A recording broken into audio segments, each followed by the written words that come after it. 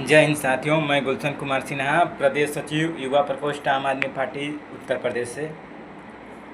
आज जिस तरह से हमारे देश में तानाशाही चल रही है, जिस तरह से अंग्रेज़ों वाली रवैया चल रही है कि जो भी हमारे प्रधानमंत्री के खिलाफ बोल रहा है, भारतीय जनता पार्टी के खिलाफ बोल रहा है, उसके ऊपर केस करो, मुकदमे करो, उसको डराओ धमकाओ और परेशान करो, क्योंकि ये सारा काम हमारे देश में अंग्रेज़ों ने किया था, जो कि हमारे देश के नागरिक नहीं थे, अंग्रेज़ थे, विदेश से आए थे और वो लोग हमारे देश के ऊपर टॉर्चर कर रहे थे, क्योंकि उनके मन में ये था कि हमारे देश के नागरिक नहीं हैं, विदेशी हैं, इनको लूटना है।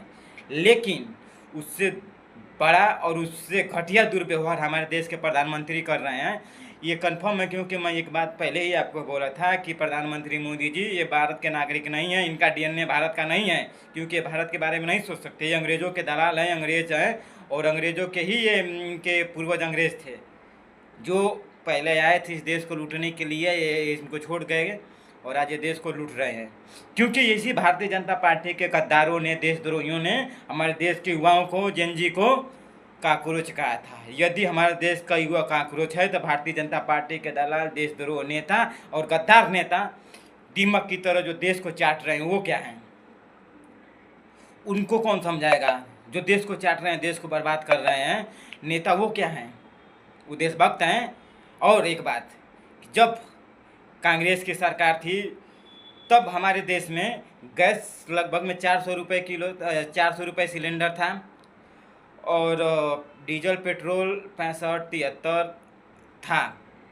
तब कांग्रेस देश को लूट रही थी, तो ये 1000 प्लस सिलेंडर दे रहे हैं, 100 रुपये प्लस तेल है, पेट्रोल है, खाने वाला तेल भी 150 प्लस है, तो ये क्या देश को लूट कैसे रहे हैं? जब वो 400 रुपये में दे करके देश को लूट रहे थे, तो इतने महंगा दे करके ये देशभक्त कैसे हो सकते हैं? ये बात समझ में नहीं आ रही है मुझे कि ये देशभक्त कैसे हो सकते हैं। इसलिए अभी समय है, जाग जाइए, क्योंकि इनके देश के सबसे बड़े गद्दार हैं और हमारे देश के प्रधानमंत्री मौज मना रहे हैं जाकर के विदेश में, और हमारा देश संकट है, क्योंकि आज तक हमने ऐसा भगोड़ा प्रधानमंत्री कभी नहीं देखा कि जब देश के ऊपर संकट हो तो देश छोड़ करके भाग जाए और विदेशों में जा करके अय्याशियाँ करे और मौज करें। ये देश के लिए हमारा दुर्भाग्य, और आज तक ऐसा कायर, डरपोक और भगोड़ा प्रधानमंत्री हमने कभी नहीं देखा, जो कि हमारे देश के लिए सबसे खतरा और देश के लिए शर्म की बात है कि ऐसा घटिया प्रधानमंत्री हमारे देश को मिला है।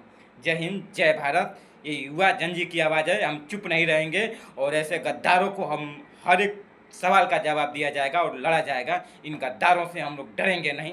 जय हिंद, जय भारत, वंदे मातरम, जय संविधान, जय भीम, जय भारत।